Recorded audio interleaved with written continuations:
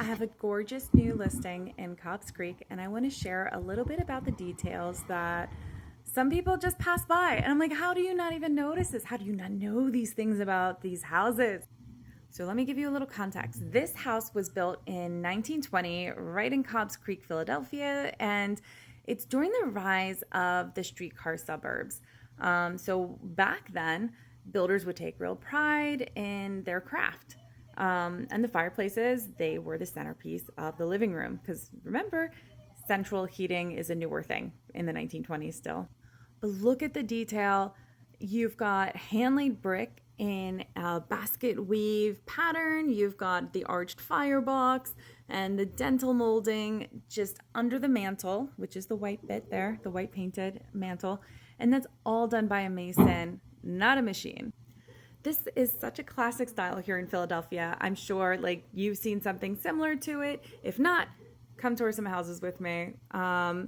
This one is special. It blends both that arts and crafts craftsmanship with touches of Tudor revival, which were both very popular in Philadelphia homes from the early 1900s. The idea was to create warmth, texture, permanence, and something meant to last generations. And that's why it breaks my heart when I see people go over them and put some modern, ugly little thing in. Stop breaking my heart. We have beautiful charm. Keep it in the home. But let me point out something very specific for you so that you can also identify these things if you're a house nerd like I am.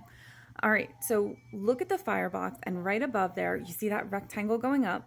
That is so stereotypical Craftsman era flourish. It's the signature flourish for it. We've got that woven panel there, and it highlights hand laid artisanal brick work. And then if you go up a little further, this is something where you can see a little bit of a colonial revival. Now that I think about it, you have the rounded dental molding right there.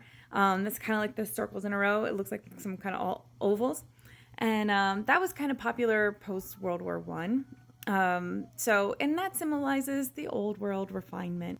Now, for the Tudor revival influence that I see, this is that rounded arch. That's a very English Tudor design. And it became fashionable right around 1915 to 1930. And again, this house is 1920, so spot on.